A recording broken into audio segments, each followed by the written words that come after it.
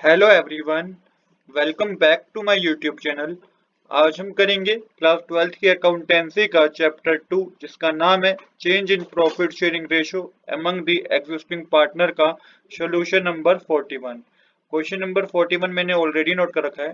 Question number 41 हमें कह रहा है P Q and R in partnership sharing profit and losses in the ratio of 5:4:3।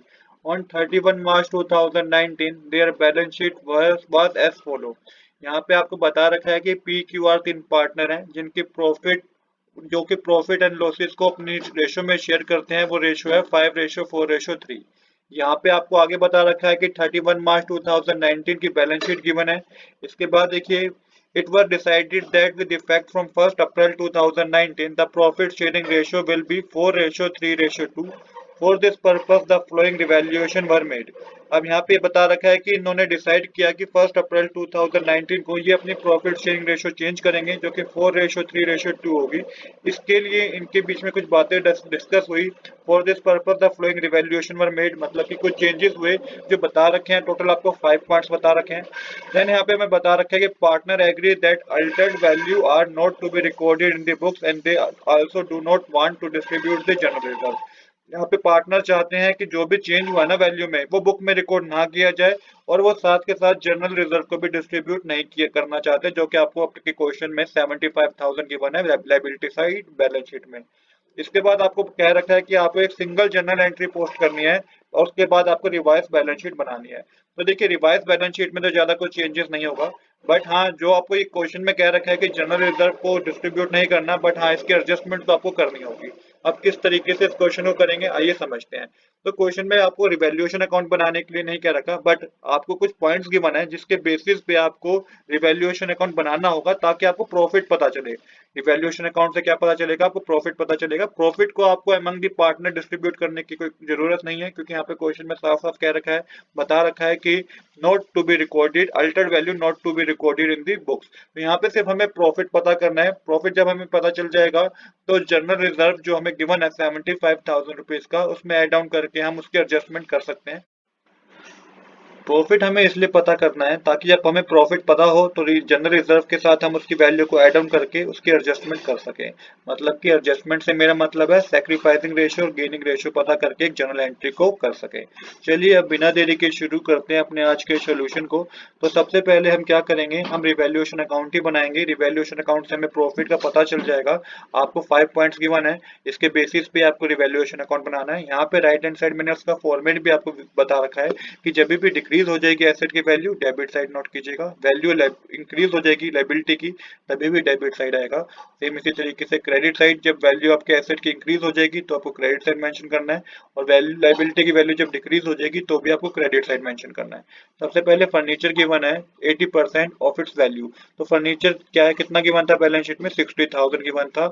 यहाँ पे 80% बता रखा है कि फर्नीचर भी taken at 80% of its value. तो यहाँ पे डिक्रीज हो गई है एसेट की वैल्यू, तो आपको डेबिट साइड मेंशन करना है टू फर्नीचर अकाउंट लिख के 12,000 रुपीज, क्योंकि जब आप 60,000 का 80% कैलकुलेट करेंगे तो वो 12,000 रुपीज ही आएगा। इसके बाद क्या है, आपको गिवन है स्टॉक बी अप्रिशिएटेड बाय 20%। तो यहाँ पे इंक्रीज हो गई है एसेट की वैल्यू, इंक्रीज हो गई है। 3 लाख रुपीज का स्टॉक था, 20% से इंक्रीज हो गई है।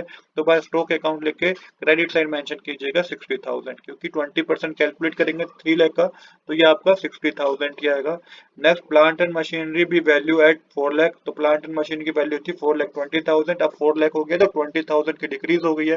तो डेबिट साइड मेंशन कीजिएगा टू फिक्स्ड एसेट लिख के, क्योंकि प्लांट एंड मशीनरी एक तरीके से फिक्स्ड एसेट है। तो यहाँ पे 20,000 से डिक्रीज हो गई तो 20,000 मेंशन कीजिएगा।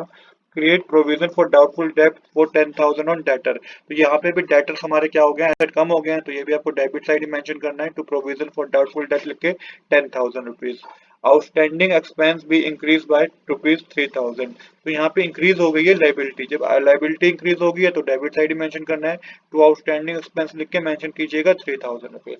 अब टोटल कीजिएगा तो पूरे वैल्यूएशन अकाउंट में क्रेडिट साइड का टोटल 60,000 है, जिसमें आप डेबिट साइड का टोटल माइनस करेंगे तो प्रॉफिट आपको पता चलेगा जो कि 15,000 का है। यहाँ पे हमें जो प्रॉफिट पता करना था वो पता चल गया है। डेबिट साइड और क्रेडिट साइड हमारी इक्वल हो जाएगी। अब क्या करना है, आपको सैक्रिफाइसिंग रेशियो और गेनिंग रेशियो पता करना है। ओल्ड रेशियो है 5:4:3, न्यू रेशियो है 4:3:2।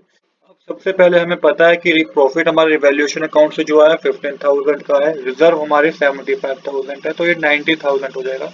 अब 90,000 के बेसिस पे ही आपको जर्नल एंट्री करनी होगी। सबसे पहले आपको ये पता करना है किस पार्टनर ने सेक्रीफाइस किया है, क्योंकि रेशो में चेंज हुआ है। जब प्रॉफिट शेयरिंग रेशो में चेंज हुआ है तो ये बिल्कुल तय है कि एक पार्टनर ने सेक्रीफाइस किया होगा तो दूसरे पार्टनर ने गेन किया होगा। अब यहाँ पे देखिएगा कि किस पार्टनर ने सेक्रीफाइस किया और किस पार्टनर ने गेन किया, ये आपको पता करना है। तो सबसे पहले पी का कैलकुलेट करेंगे, तो old ratio minus new ratio कीजिएगा। पी की ओल्ड रेशो 5/10 है, 12 है, न्यू रेशो 4/9 है। तो यहाँ पे जब आप इसका एलसीएम लेंगे तो 36 एलसीएम आएगा। 12 के टेबल में 36 3 पे आता है, 3 को 5 से मल्टीप्लाई करेंगे 15 आएगा। 9 के टेबल में 36 4 पे आता है, 4 को 4 से मल्टीप्लाई करेंगे 16 आएगा। तो ये आपका -1/6 आएगा। इसका मतलब पी ने क्या करा है, गेन करा है। सेम इसी तरीके से क्यू का पता कीजिए। क्यू की ओल्ड रेशियो है 4/12, न्यू रेशियो है 3/9, एलसीएम 36 ही आएगा। अब यहाँ पे डिवाइड और मल्टीप्लाई करने पे 12 माइनस 12 होगा, ये आपका 0/36 आएगा। इसका मतलब ना ही क्यू ने गेन किया है ना ही सेक्रीफाइस किया है। और अब आर का आपको कैलकुलेट करना है। ओल्ड रेशियो है 3/12, न्यू रेशियो है 2/9, एलसीएम 36 आएगा। आगे सोल्व करेंगे तो ये आपका क्या होगा, 9 माइनस 8 होगा, माइनस करने पे 1/36 आएगा। इसका मतलब आर ने सेक्रीफाइस किया है। अब जब पी ने क्या करा है, गेन किया है, और आर ने सेक्रीफाइस किया है। कहने का मतलब ये है कि पी ने आर का जो शेयर है वो उसने खरीद लिया, तो अब ये क्या करेगा, आर को पेमेंट करेगा। इसलिए अब जो जर्नल एंट्री होगी ना, उसमें आपको पी को डेबिट करना है और आर को क्रेडिट करना है। क्योंकि आर ने सेक्रीफाइस किया है, आर ने इतना शेयर सेक्रीफाइस किया है, तो वो पी ने खरीद लिया है। अब पी ने खरीद लिया है तो वो उसको पेमेंट तो करेगा ना उतने शेयर की। तो यहाँ पे आपको किस तरीके से सोल्व करना है, इसको देखिएगा। P has gain, he will be debit. तो पी ने गेन किया है तो उसको डेबिट, उसके अकाउंट को आपको डेबिट करना होगा। 1/36 मल्टीप्लाई 90,000 करेंगे तो ये आपके पास 2500 आएगा। और सेम इसी तरीके से आर ने सेक्रीफाइस किया है तो उसके अकाउंट को क्रेडिट करना होगा 2500 से। जनरल एंट्री होगी इसकी, P's capital account debit to R's capital account 2500, और 2500 आपको डेबिट और क्रेडिट से मेंशन करना होगा। रेशन मेंशन कीजिएगा, adjustment of reserve and revaluation profit due to change in profit sharing ratio. तो यहाँ पे एडजस्टमेंट की है रिजर्व की और रिवैल्यूएशन प्रॉफिट की due to change in profit sharing ratio, क्योंकि रेशो में जो चेंज हुआ था जिस रीजन से ये एडजस्टमेंट करनी पड़ी। अब यहाँ पे आर को क्रेडिट करना है, आर कैपिटल अकाउंट को क्रेडिट कर दिया, पी को क्या करा है, पी कैपिटल अकाउंट को डेबिट किया है। क्योंकि पी ने ही आर के शेयर को खरीदा है, वो इतना पेमेंट आर को करेगा। इसके बाद अब आपको रिवाइज बैलेंस शीट बनानी है। तो रिवाइज बैलेंस शीट बनाने से पहले आपको जो बैलेंस शीट में चेंज करना होगा ना, वो क्या करना होगा, पी कैपिटल अकाउंट आपको बैलेंस शीट में कितना गिवन था, 4 लाख गिवन था। अब पी ने क्या करा कि पी ने आर को पेमेंट करी है 2500 रुपीज की, तो ये लेस करके जो पी के पास कैपिटल होगी वो 3 लाख, पी की कैपिटल अकाउंट में जो बैलेंस होगा वो 3,97,500 होगा। सेम इसी तरीके से आर कैपिटल अकाउंट में 2 लाख का बैलेंस था, इसको 2500 रुपए दिए हैं पी ने, तो यहाँ पे इसकी कैपिटल अकाउंट में जो बैलेंस होगा वो 2,25,000 रुपीज होगा। अब देखते हैं इसकी रिवाइज बैलेंस शीट किस तरीके से बनेगी। ये रिवाइज बैलेंस शीट थी। अब इसमें आपको जो चेंजेस करना है वो पी और आर के कैपिटल अकाउंट में ही चेंजेस करना है, अमाउंट में चेंजेस करने हैं। अब सबसे पहले जो जैसा था आपको वैसा ही नोट करना है, क्योंकि क्वेश्चन के स्टार्टिंग में मेंशन था ना कि वो चेंज की गई वैल्यू को नोट नहीं करना चाहते, बुक में रिकॉर्ड नहीं किया करना चाहते। तो एसेट में जो जो एसेट मेंशन थे वो सब मेंशन करके इनके अमाउंट को आपको सेम ही मेंशन करना है, क्योंकि कोई चेंज आपको करना नहीं है डिवाइस बैलेंस शीट में। सिर्फ आपको सिर्फ और सिर्फ कैपिटल अकाउंट में चेंजेस करना है, पी के और आर के। तो यहाँ पे सन्ड्री क्रेडिटर, आउटस्टैंडिंग एक्सपेंस और जनरल रिजर्व भी सेम रहेगा। चेंजेस कहाँ पे होंगे, चेंजेस होंगे कैपिटल अकाउंट में, जो कि पी क्यू आर, क्यू में भी चेंजेस नहीं होगा, सिर्फ और पी और आर में चेंज होगा। पी में जो कैपिटल आएगी वो 3,97,500 आएगी, आर में कैपिटल 3,02,500 आएगी, और क्यू की कैपिटल तो सेम ही रहेगी। यहाँ पे अब इन तीनों को प्लस करेंगे तो 9 लाख रुपीज आएगा। यहाँ पे हमारी डेबिट साइड और क्रेडिट साइड इक्वल हो जाएगी। 10,30,000 डेबिट साइड आएगा और 10,30,000 ही क्रेडिट साइड आएगा। तो इस तरीके से हमारा क्वेश्चन कंप्लीट हो गया है। आज के लिए इतना ही। I hope you like this video. If you like this video please do subscribe this channel. Thanks for watching.